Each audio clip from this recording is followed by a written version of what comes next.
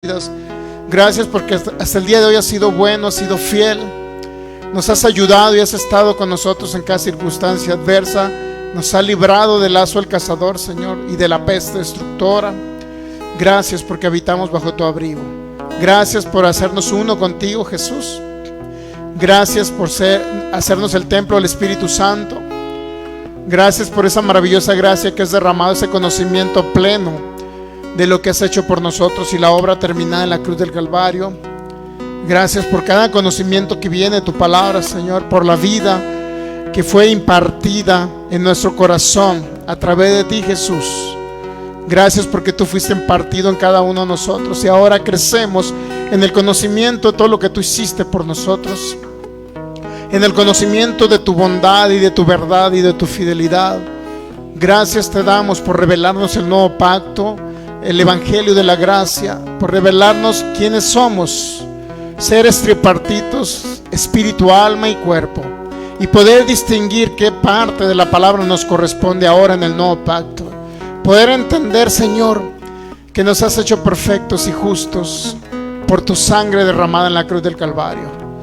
Gracias por tu fidelidad y por tu amor. Gracias, Espíritu Santo. Tú eres el guía, el maestro aquí en este lugar. Nos enseñas, nos instruyes. Guías mis pensamientos y mi boca para hablar tu palabra y edificar a pueblos, ciudades y naciones.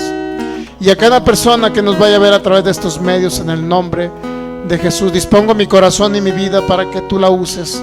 Espíritu Santo, que seas más tú y menos yo, que seas tú usando mi vida para comunicar el mensaje que tú tienes para esta humanidad.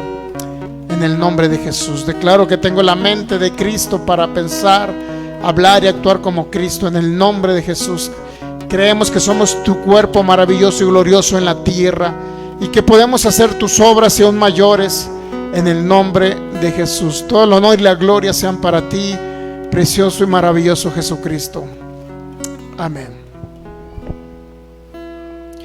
Muy bien, pues entonces bienvenidos una vez más cada uno de ustedes.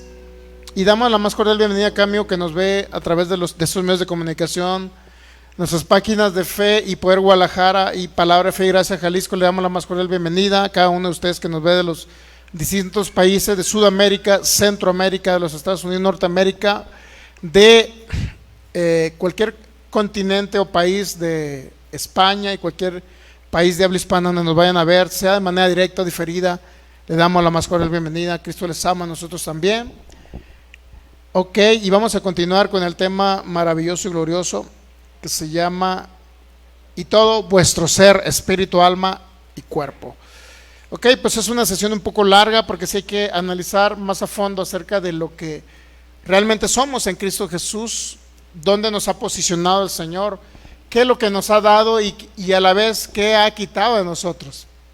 Es importante entender este mensaje del nuevo pacto, este mensaje acerca de lo que somos, seres tripartitos, espíritu, alma y cuerpo. Y para eso vamos a transmitir también ahí en nuestras pantallas para que ustedes puedan ver también la información. Primera Tesalonicenses capítulo 5 versículo 23, es la carta del apóstol Pablo a los tesalonicenses, y dice así la palabra en el nombre de Jesús: y el mismo Dios de paz os santifique por completo, y todo vuestro ser, espíritu, alma y cuerpo sean guardados irreprensibles para la venida de nuestro Señor Jesucristo. Ok, aquí la Biblia nos dice que no somos unidad, sino somos tripartitos. En primer lugar, no somos como personas o como seres humanos. Más que nada, la palabra ser está compuesto de tres partes: espíritu, alma y cuerpo. Pero en sí, en Juan capítulo 3 versículo 6, el Señor Jesús le dijo a Nicodemo cuando fue a preguntarle anoche que nosotros somos un espíritu porque somos nacidos del Espíritu. Le dijo estas palabras exactas el Señor Jesucristo a Nicodemo, que era uno de los fariseos. Le dijo: el que es nacido del Espíritu, entonces ahora es un espíritu. Y sobre esa base estamos viendo qué palabra nos corresponde escuchar, qué palabra nos aplica ahora que somos espíritus, porque en realidad eso somos como hijos de Dios. En Juan capítulo 4 versículo 24 dice que Dios es un espíritu. Dios es un espíritu. Le dijo a la mujer samaritana, Dios le dijo, Dios es espíritu y los que adoran, le adoran en espíritu y en verdad es necesario que adoren. Entonces, ¿Dios qué es? Dígame usted, es un espíritu, ¿verdad? Aparentemente, espíritu, entre comillas, podemos decir que el concepto de espíritu para nosotros, como humanos, en nuestra humanidad, podemos decir que es algo invisible, ¿verdad? ¿Estamos de acuerdo? Pero cuando una persona muere con Cristo en su corazón y en su vida, creyó en Jesucristo como su Señor y Salvador, ¿qué cree que pasa? Exhala, sale de este vehículo llamado, de este cascarón llamado cuerpo, y cuando sale de aquí, entonces él puede ver el mundo espiritual. ¿Y qué cree? Es más importante el mundo espiritual que el natural que podemos ver, porque de la palabra de Dios surgió todo lo que podemos ver el día de hoy. En otras palabras, lo que estaba en lo espiritual fue materializado, fue creado el cielo, la tierra, y fuimos creados nosotros a imagen de Dios. Estamos hablando del hombre que estaba en Génesis, estamos hablando de Adán, ¿ok? Entonces, el hombre Adán fue creado a imagen de Dios.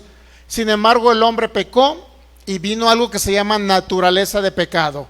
El espíritu del hombre se separó del espíritu de Dios. Por obviedad y consecuencia existe, eso se llamó muerte. La palabra muerte, que es la palabra griega thanatos, esa palabra significa separación.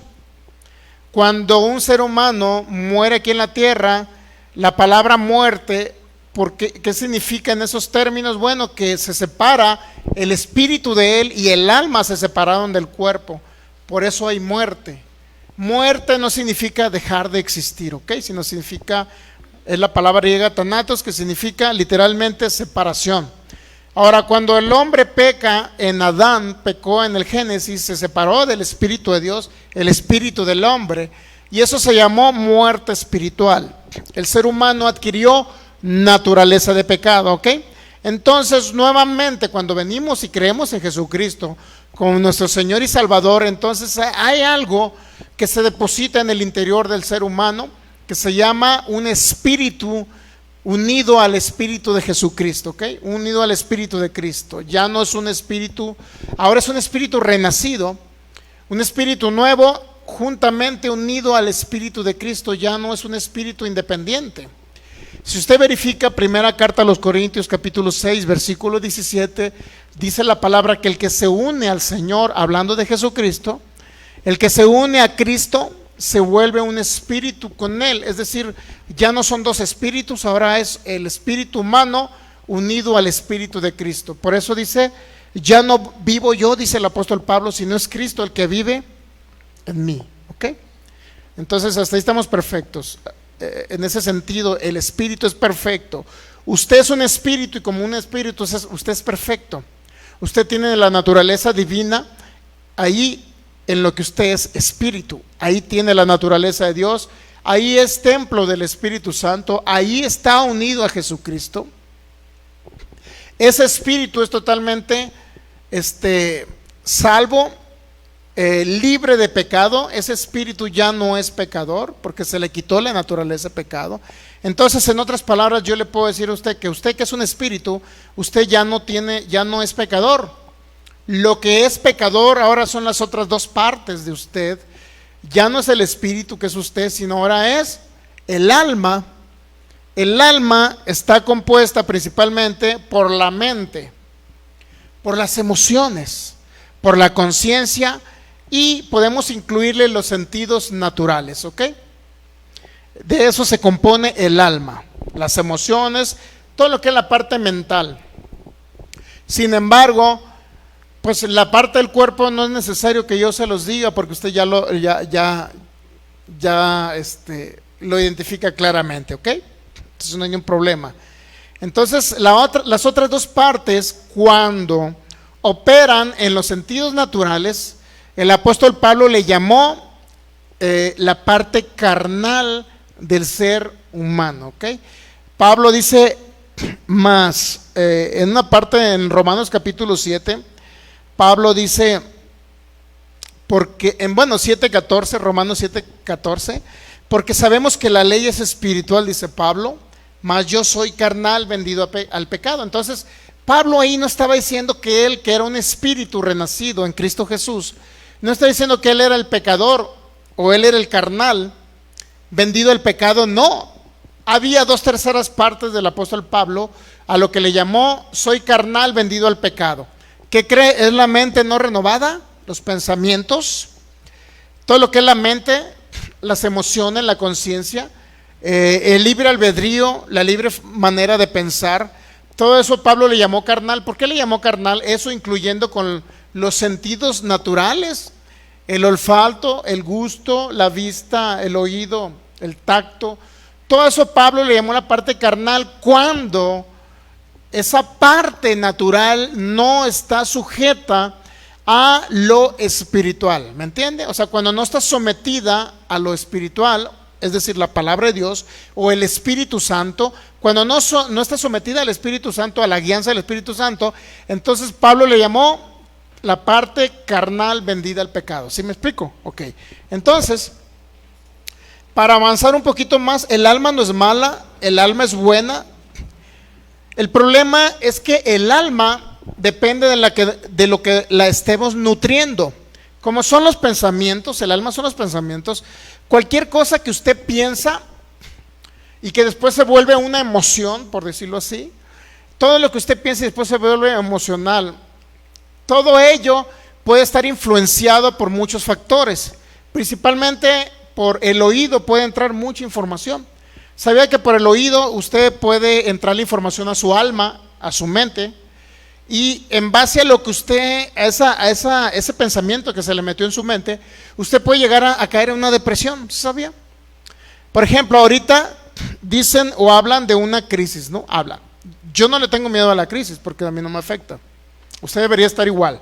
No debería entrar en pavor, ¿no? Ya les expliqué un poquito el domingo que gente en 1920, no sé si era en 1926, la crisis financiera, la Gran Depresión que se le llamó en Estados Unidos, quebró la bolsa de valores, etcétera. Hubo un relajo y hubo gente que se suicidó porque perdió todo su dinero. Entonces, un hijo de Dios no debe estar confiado en el informe que den los medios. Un hijo de Dios debe estar confiado en lo que la palabra de Dios dice. Por eso dice Salmo 112, versículo 7, dice, el 8 dice que no debe tener usted temor de malas noticias, sino su corazón debe estar confiado en el Señor. ¿Cuál es nuestra confianza? Que independientemente de las circunstancias, independientemente que haya hambre, independientemente que haya escasez, ¿qué cree que va a suceder? Y en todas las épocas desde el Antiguo Testamento usted va a encontrar que Isaac pasó, por ejemplo, un tiempo de escasez.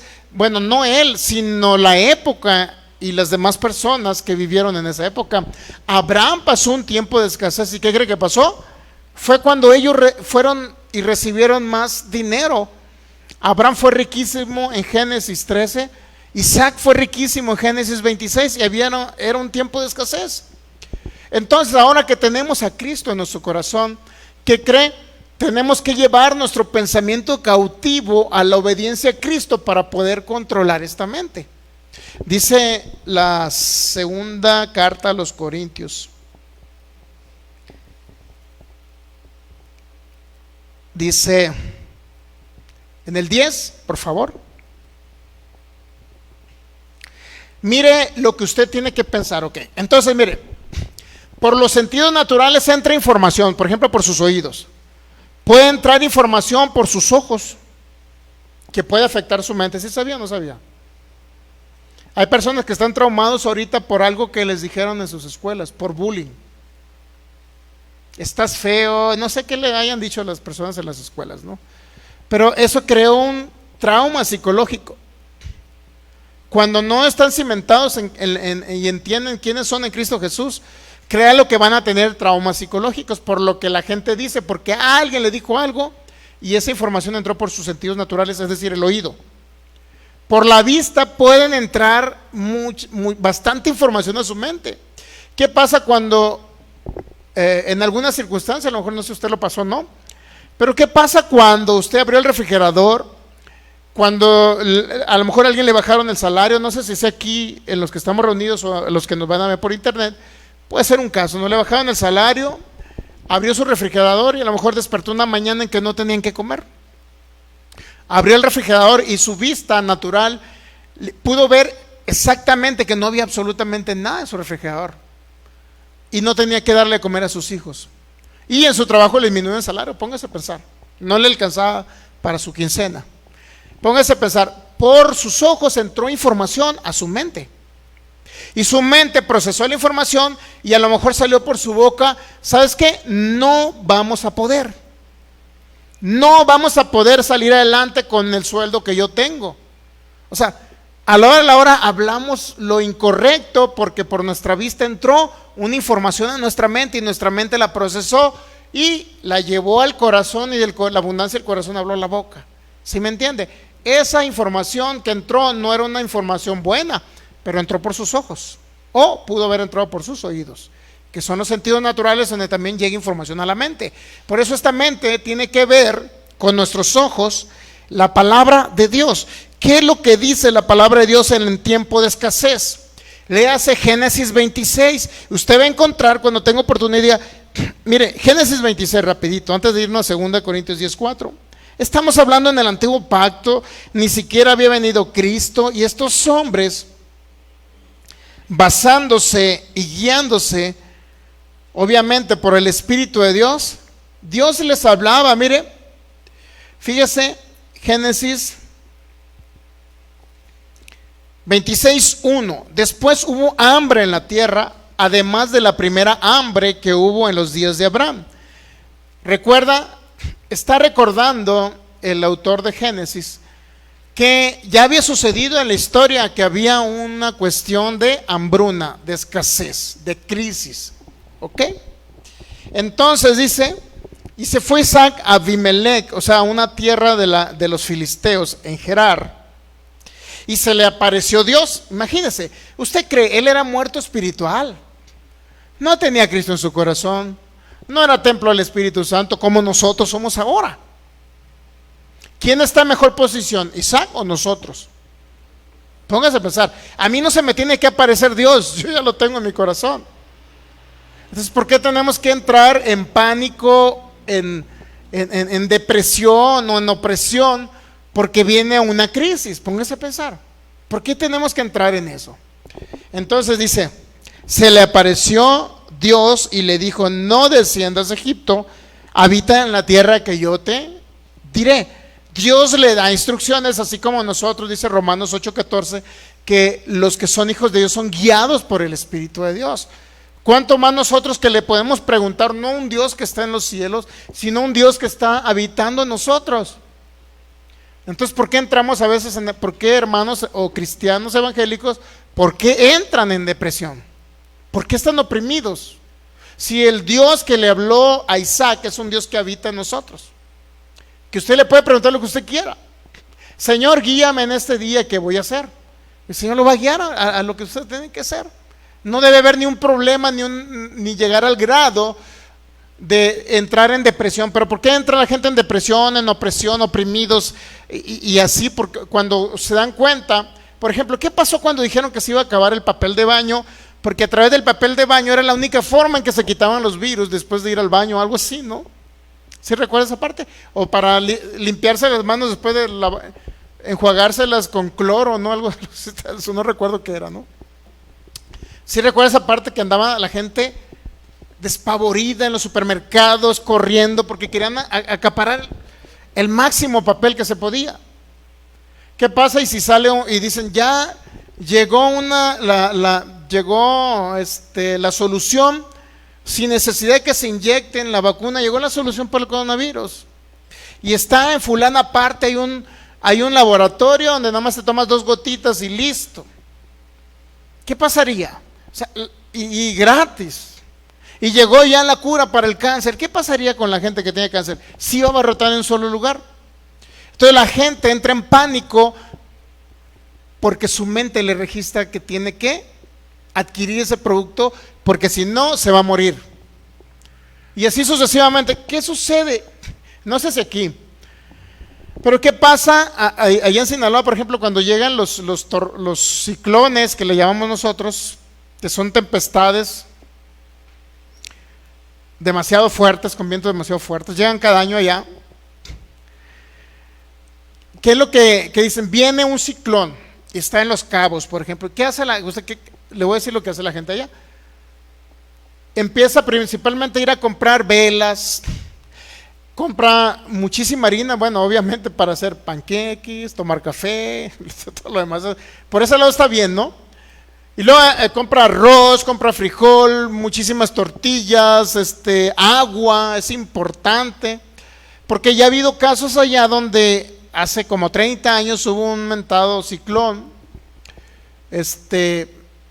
y arrasó y duró un mes sin alimento, la gente sin nada, pues. Entonces ya la gente, como ya hubo una ocasión, ahora tiene miedo, pavor de que se vaya a quedar sin agua, sin alimento, etcétera. Y la gente entra en pánico y corre al supermercado, se acaba el producto, y así haciendo compras desesperadas, no sé cómo le llaman, ¿no? De pánico, ¿no? Compras de pánico. Entonces, ¿por qué? Porque su mente le registra que se la van a pasar mal, que no les va a ir bien, que no van a tener que comer, que van a sufrir. Entonces, pero cuando usted está confiado en lo que la palabra de Dios dice, no debe andar pensando en eso. ¿Me entiende? Ahora, Génesis 26 le da muchas instrucciones, pero al final de Génesis 26, como Isaac le hizo caso a la instrucción que le dio el Señor, dice en Génesis 26, versículo 12, y sembró Isaac, porque Dios, ¿por qué? ¿Por qué sembró? Porque Dios le dijo que sembrara en esa tierra, en aquella tierra, y cosechó aquel año 100 por 1, y le bendijo Dios. Y luego dice, no nada más cosechó, porque era un tiempo de escasez tremendo, sino que además dice que el varón se enriqueció, dice el 13, y fue prosperado y se engrandeció hasta hacerse muy poderoso. O sea, no poderoso, sino muy poderoso. Póngase a pensar, tiempo en que la gente estaba sufriendo, había hambre. Y este hombre, ¿qué cree? Al cosechar al 100 por 1, ¿qué cree que había ahí? Había abundancia. Tenía los graneros llenos de alimento, independientemente si iban a pasar años. ¿Ok? Entonces, nuestra mente debemos llevarla cautiva a la obediencia a Cristo, para que esa mente, en lugar de escuchar los informes acerca de lo que viene o acerca de lo que está pasando en el mundo, por eso, en lugar de oír eso, vamos a llevar nuestra mente cautiva a la obediencia a Cristo, a la obediencia de Cristo más que nada. Lo que Cristo pagó en la cruz y me dio a mí como un regalo, como por gracia, Él me regaló todo para que en tiempo de escasez yo no esté pasando necesidades, ni usted tampoco. Entonces, tenemos que llevar la mente cautiva. Dice, y el varón dice que sembró, cosechó el 100 por 1. ¿Qué significa? Que no había alimento e Isaac tenía alimento. ¿Estamos captando eso? Y luego dice, el varón se enriqueció y fue prosperado y se engrandeció hasta hacerse muy poderoso. En tiempo de escasez, en tiempo de hambre, el hombre fue poderoso porque tenía alimento, porque tenía grano, porque tenía bienes y riquezas. Pero él hizo caso a la voz de Dios. ¿Estamos de acuerdo? Entonces dice el versículo 13, le apareció y le dio instrucciones. Ahí es donde tenemos que estar nada más atentos a la voz del Espíritu Santo. ¿Qué es lo que vamos a hacer? ¿Qué? Dice, habita en la tierra que yo te diré. El versículo 3, habita como forastero en esta tierra y estaré contigo. ¿Usted cree Dios no habitaba junto con Isaac en el sentido de que Isaac no era templo del Espíritu de Dios, no era templo de Dios? ¿Entiende? Sin embargo, Dios le prometió que iba a estar con él. Ahora, ¿cuánto más nosotros que somos templo del Espíritu Santo? Póngase a pensar. Estaré contigo y te bendeciré porque a ti y a tu descendencia daré estas tierras y confirmaré el juramento que hice con Abraham, tu padre. Póngase a pensar, Dios confirmando un juramento de Abraham. Pero en Gálatas 3, por ahí el 27, 28, 29, dice que si usted está en Cristo, es descendiente de Abraham y heredero según la promesa que Dios le dio a Abraham. ¿Sí sabía? Usted es heredero. ¿Qué le dijo? Confirmaré el juramento que hice a Abraham, tu padre. Dios le dio un juramento a Abraham de que lo iba a bendecir y en él iban a ser benditas las naciones de la tierra. Y la promesa se cumplió cuando las naciones ahora son benditas en la simiente de Abraham, que es Cristo Jesús. La descendencia de Abraham según la carne, que es Cristo Jesús, ahí iban a ser benditas todas las familias de la tierra que estuvieran en Cristo Jesús. ¿Ok? ¿Estamos de acuerdo ahí? Entonces le dice, yo estaré contigo, vete a la tierra que yo te iré, estaré contigo y te bendeciré. Nosotros ya no podemos decir que Dios nos va a acompañar y va a estar con nosotros porque ya lo está. Somos templo del Espíritu Santo. Segundo, te bendeciré. No podemos decir que Dios me va a bendecir en tiempos de escasez, sino que ya me bendijo con toda bendición espiritual. Váyase a Efesios 1:3. Usted ya tiene la bendición. Como dice Filemón 1:6, para que la participación de tu fe sea eficaz en todo el bien que está ya en ti. Ya tenemos toda la bendición en nosotros, ¿ok? Ya tenemos todo el bien en nosotros. Ya Dios no me va a bendecir porque ya me bendijo en Cristo Jesús, ya me dio todas las cosas en Cristo. Ahora, ¿cómo voy a renovar la mente? Pues igual, entendiendo estos principios y estos preceptos. 2 Corintios 10:4.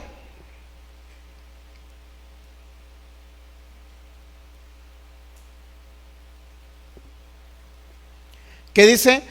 Porque las armas de nuestra milicia, es decir, las armas con las que podemos pelear, para que usted me entienda, no son carnales. ¿Qué significa que no es carnal? Significa que si usted anda operando en los sentidos naturales, en la mente natural, si usted anda operando en ello, difícilmente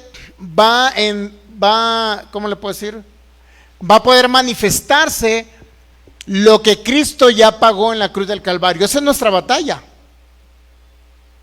Nuestra batalla ya no es estar peleando con Satanás porque ya fue vencido el diablo.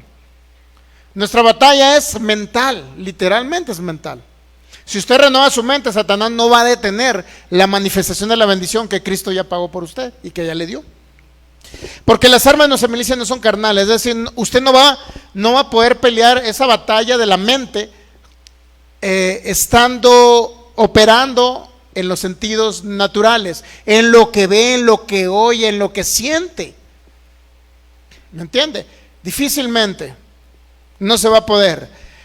Las armas de nuestra milicia no son carnales, sino poderosas en Dios para la destrucción de fortalezas. ¿Qué es lo que tiene que destruir usted? Dice la Biblia, fortalezas. ¿Qué es una fortaleza? Dígame usted.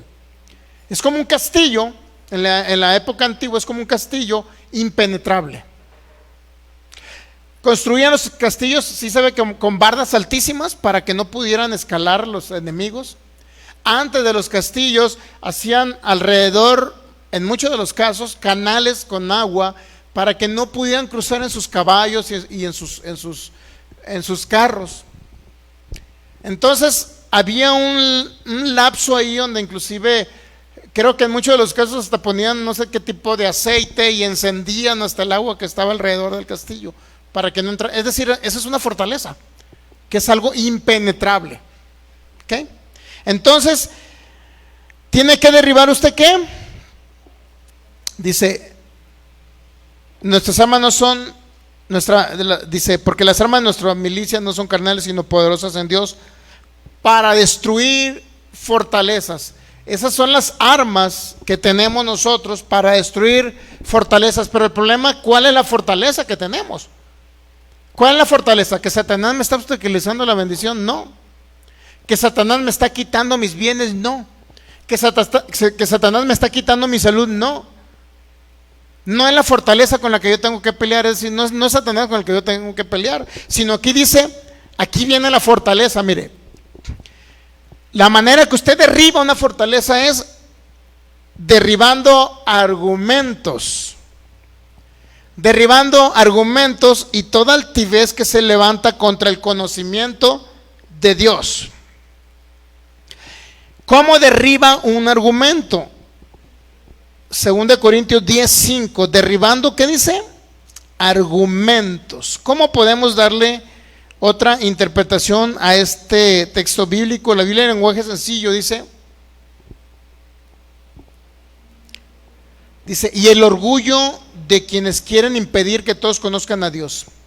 Bueno, el argumento, uno de los argumentos es la gente o las personas orgullosas.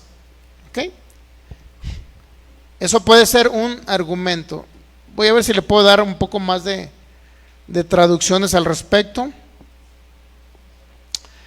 La palabra argumento en sí significa, bueno, en otras dice, en una traducción dice altanería, soberbia, razonamientos, puede ser razonamientos humanos. ¿Qué es un razonamiento humano? Aquel razonamiento que no está basado o conforme a lo que dice Dios en su palabra. ¿Okay? Si la Biblia dice que Él suple todo lo que a usted le hace falta conforme a sus riquezas en gloria, yo no creo que suplirá en el sentido, bueno, viene escasez, pues Dios me va a suplir todo lo que me hace falta. Filipenses 4:19. ¿Ok? ¿Sí me entiende? Eso dice la palabra. Pero por sus sentidos naturales entra información por el oído o la vista, de acuerdo a lo que usted ve o siente. Si ve que no tiene alimento en su casa, aunque la Biblia dice que Dios suplirá todo lo que le hace falta, ¿qué es lo que va a expresar con su boca? ¿O qué es lo que va a llevar a su mente? Que no se puede porque usted no tiene, o ve el refrigerador vacío, ¿usted cree que no se puede? ¿O va a basarse en lo que Dios dice Filipenses 4:19, que Dios suplirá todo lo que le hace falta conforme a sus riquezas en gloria? ¿Qué es lo que va a pensar? ¿Ok? ¿Qué es un argumento mental? Que no se puede. Eso es un argumento mental que usted tiene que derribar. No se puede tener dinero. No se puede ser millonario. No se puede comprar un carro. No se puede comprar una casa. No se puede crear una empresa. El no se puede es un argumento mental para muchas personas. ¿Por qué? Porque la mayoría de la gente le ha dicho, si emprendes esto te va a ir mal, si emprendes lo otro te va a ir mal, si haces esto te va a ir mal, si haces aquello vas a tronar, tu empresa no va a servir, no va a funcionar, no vas a vender. Esos son argumentos mentales. Hablando de finanzas, no hablando de la sanidad, cuando alguien está enfermo, una enfermedad incurable, ¿qué es lo primero que se le viene a la mente? Para la ciencia médica no es curable el cáncer, ¿sí sabía? Aún le dan tratamiento de quimios, de radioterapias, o no sé cómo se llaman los otros. Le dan tratamiento, pero no toda la gente sana. Algunos sanan, no todos. Para la ciencia médica lo tiene como una enfermedad incurable. Entonces, ese es un argumento mental. Si alguien se llega a enfermar de cáncer, ¿qué es lo primero información que tiene en su mente? Que el cáncer no es sanable. Pero ¿qué dice Dios en su palabra? Isaías 53, 4 y 5. Dice que Él llevó mis enfermedades y mis dolores. Y dice el 5, que por sus heridas yo ya fui sanado. Cuando la ciencia dice que el cáncer no es sanable, ahí dice que por sus heridas yo he sido sanado. ¿Se ha dado cuenta? Dios dice algo que sí se puede y la ciencia médica dice que no se puede. Ciertas enfermedades. ¿Qué información va a tener mi mente o qué información va a tener su mente? Ese es un argumento mental con el que tiene que pelear. No se puede salir de una enfermedad de cáncer, no se puede. Es argumento mental que usted tiene que derribar. Es una fortaleza. Entonces, ¿cómo va a derribar una fortaleza? Derribando el argumento mental. ¿Cómo va a derribar la fortaleza? Derribando el argumento mental. ¿Estamos de acuerdo? Derribando argumentos. ¿Qué significa la palabra argumento? Cuando tenga la oportunidad, verifíquelo por favor en un diccionario Strong. Strong, griego 3053. Es la palabra logismos. Ese es un argumento. Logismos significa cálculo, razonamiento, conciencia, argumento, pensamiento o razonamiento. ¿Qué significa cálculo? Muchas personas calculan. ¿Qué significa cálculo? Tener una información mental referente a estadísticas. Por ejemplo, ¿cuánta gente ha muerto de cáncer o cuánta gente ha sanado? Entonces la gente puede tener la estadística de los que han muerto, que es mayor. Entonces a tu mente puede hacer cálculos. ¿Qué pasa si yo no estoy en las estadísticas de lo que van a sanar? Entonces tu mente comienza a tener esos argumentos ¿cómo le puedo decir? Argumentos de que no se puede sanar de ese tipo de enfermedad. Ese es un argumento, algo que le dice que no se puede. Pero ¿qué dice Dios en su palabra? Por eso usted tiene que derribar esa fortaleza que usted tiene mental, de que no se puede prosperar, de que no se puede comprar una casa, de que no se puede, etcétera. Logismos significa que su mente haga, también se puede traducir como computación. ¿Qué es lo que su mente computa? Pues, ¿qué es lo que su mente piensa? ¿Qué cálculos hace su mente? ¿Se puede o no se puede? ¿Cuántas veces usted ha pensado eso? ¿Cuántas veces ha hecho cálculo? Cuando va a iniciar un negocio, ¿cuántas veces las personas han pensado? ¿Podremos o no podremos? Entonces, todo eso significa la palabra logismos, argumentos. Entonces, dice 2 Corintios 10, 5, derribando argumentos. Ese es destruir fortaleza, significa derribar argumentos mentales, imposición, algo que no se puede, pues. Imposibilidades mentales, eso es lo que tenemos que derribar como parte de un argumento. ¿Ya entendió? Derribar pensamientos naturales de que no se puede. Derribar pensamientos naturales de lo que piensa mi mente conforme a una información que entró por el oído o por la vista. O hasta por el olfato pueden entrar, ¿sabe que por el olfato pueden entrar también pensamientos, información a su mente también? Por supuesto. Entonces usted tiene que derribar argumentos. Esa es la manera en que usted destruye fortalezas. Son fortalezas mentales. Literalmente esa es la guerra del creyente, del cristiano, del seguidor de Jesucristo. Esa es la guerra, derribar argumentos mentales.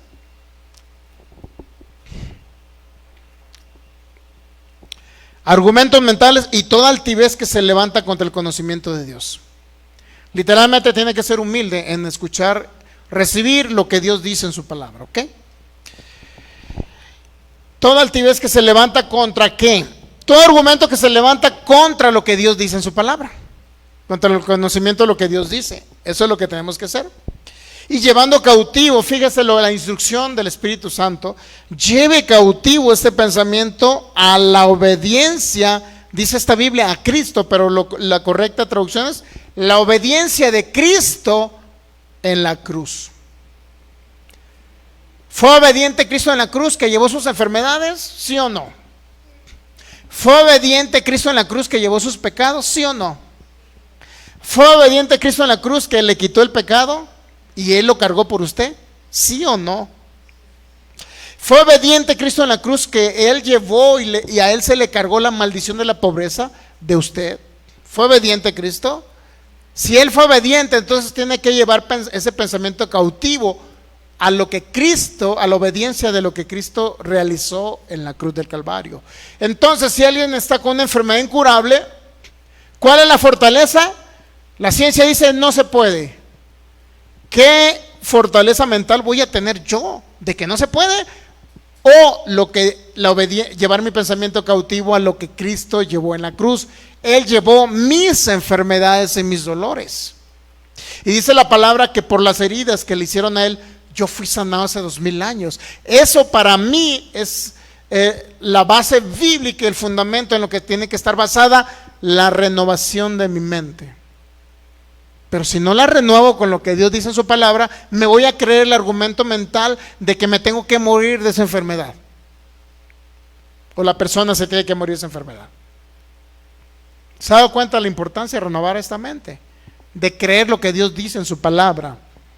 Entonces, derribando argumentos, debemos llevar cautiva la obediencia a Cristo. ¿Ok? ¿Estamos de acuerdo? Entonces, el alma está compuesta por la mente. Y la mente, si está operando en los sentidos naturales, lo que dice, en este caso en la cuestión de la sanidad o de la enfermedad, si está basada en lo que dice la ciencia médica, en las estadísticas de la ciencia médica, ¿qué cree? Entonces, su alma es una alma carnal, porque está operando en los sentidos naturales donde le dice que no se puede sanar. ¿Cómo esa alma puede ser espiritual y hacerse en los pensamientos a los pensamientos de la mente de Cristo? ¿Cómo puede usted hacer, cómo usted puede adoptar, por decirlo así, la mente de Cristo? ¿Cómo puede manifestar la mente de Cristo que ya tiene? ¿Cómo puede manifestarla? Pensando como Dios piensa y lo que Dios dice. De esa manera vamos a renovar esta mente y vamos a salir de enfermedades incurables, vamos a salir de pobreza y vamos a salir de toda circunstancia adversa. Crea lo que seas. Entonces, vimos un poquito acerca del alma. El alma no, muchas personas dicen, salvar el alma no significa salvar el espíritu. Salvar el alma significa salvar la forma de pensar, salvar acerca de la forma de pensar, ¿ok? Eso es importante entenderlo. Entonces, los judíos entendían que el alma o parte del alma era cuando ellos estaban turbados. Turbados es preocupados. Vamos a ver un caso de Juan 10, 23, por favor, y 24. Juan 10, 23 y 24. Cuando ellos estaban preocupados, entendían que esa parte de la preocupación o de la turbación que tenían era parte de su alma. ¿Ya lo tiene? Juan 10.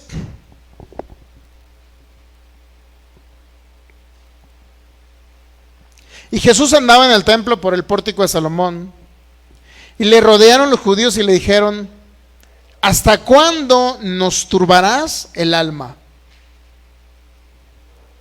Si tú eres el Cristo, dínoslo abiertamente. ¿Qué entendemos por turbación? Tenían ellos una confusión.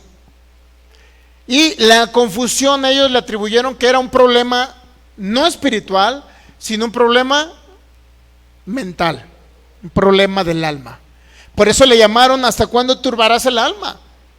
Nos tienes, Jesús, nos tienes en una encrucijada.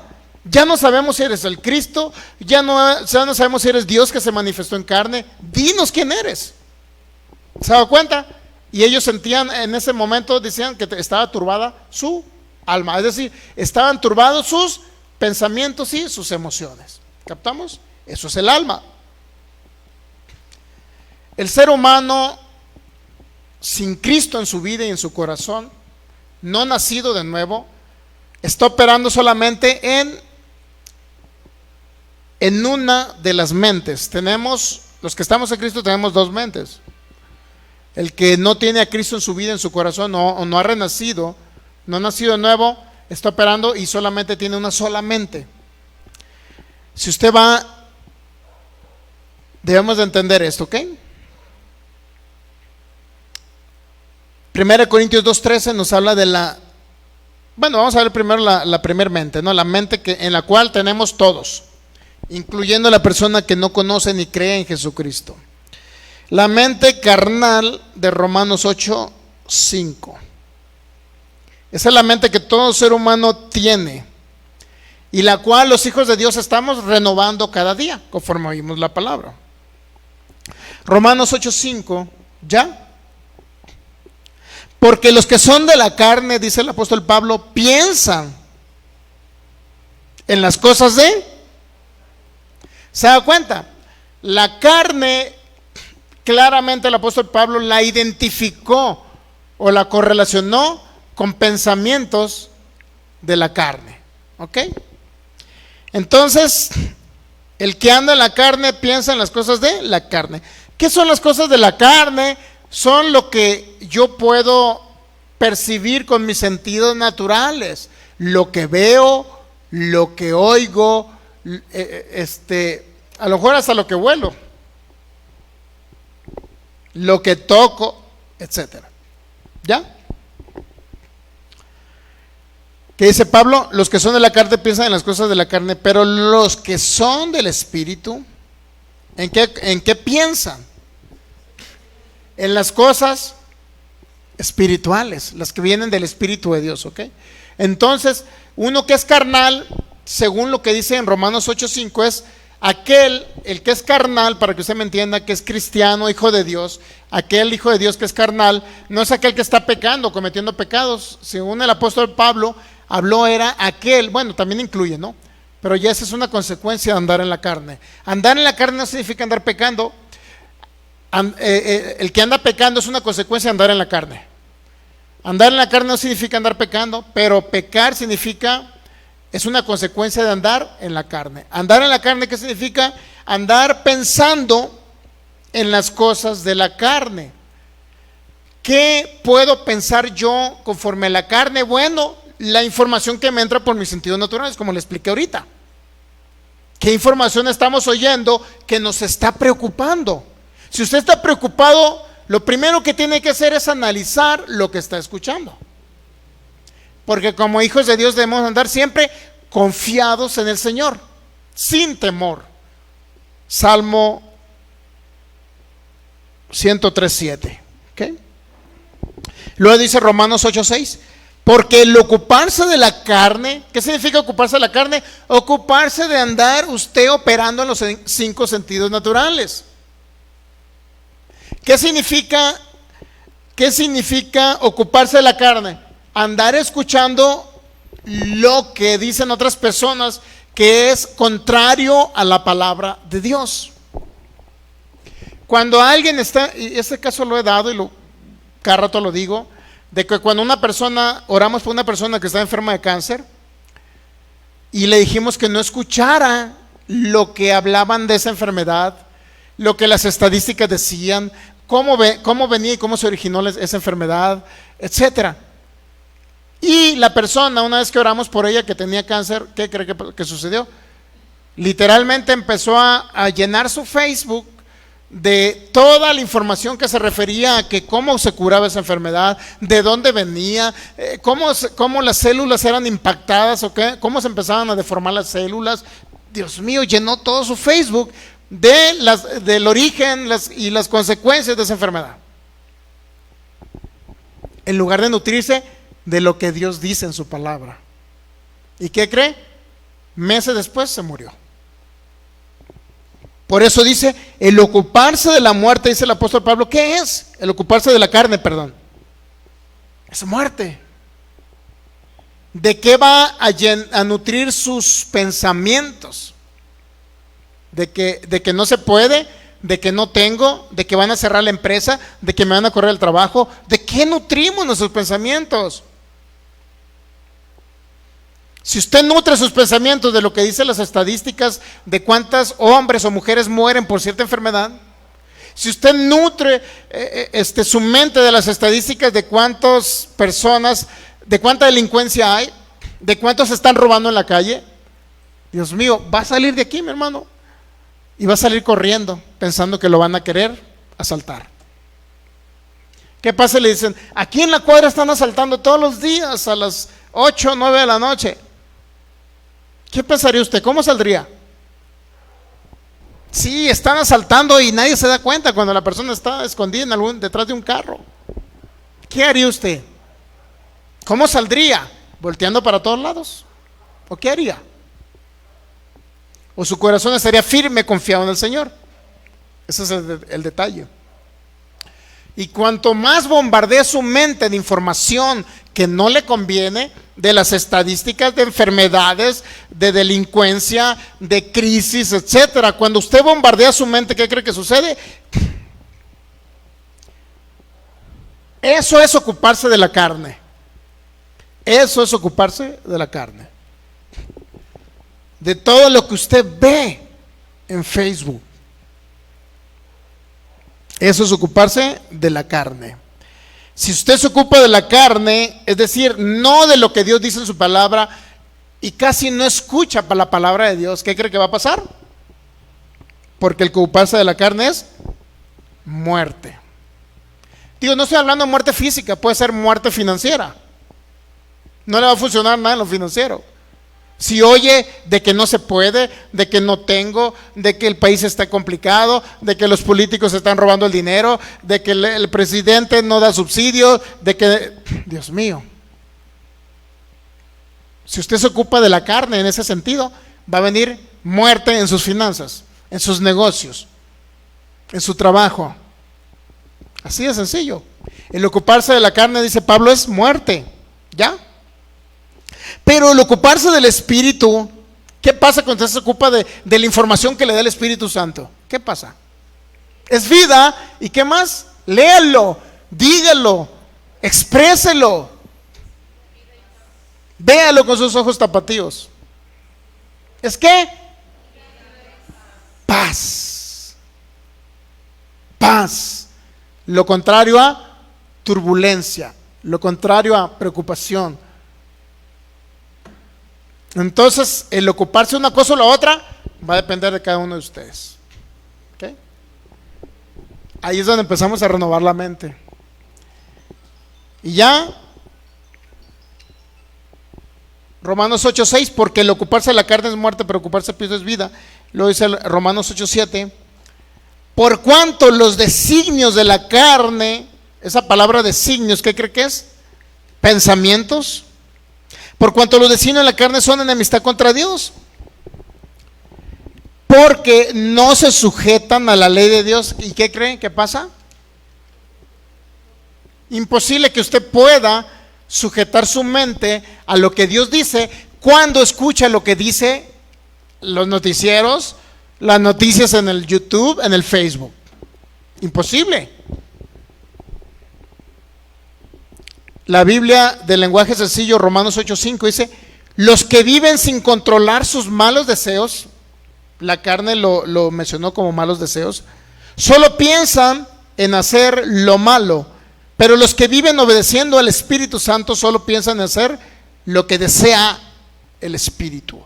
Palabra de Dios para todos: los que siguen los deseos naturales, solo piensan en satisfacer esos deseos, pero los que viven en el Espíritu solo piensan en satisfacer al Espíritu. En otras palabras, los deseos, si usted está ocupado en la carne y se ocupa en la carne, es decir, en escuchar lo natural, lo que no es del Espíritu de Dios, lo que no viene como una palabra del Espíritu de Dios, entonces eso le va a acarrear entonces un deseo, una ansiedad, una emoción. Le va a traer emociones, porque el alma eso es emociones. Cuando su jefe le grita, ¿qué pasa con su alma?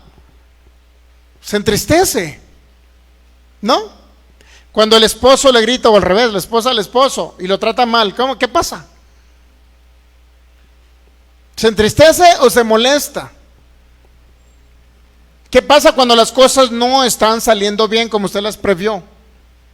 Es que yo preví que iba a tener tanto de ingresos. ¿Qué pasa con sus emociones? Se vienen abajo, se entristecen.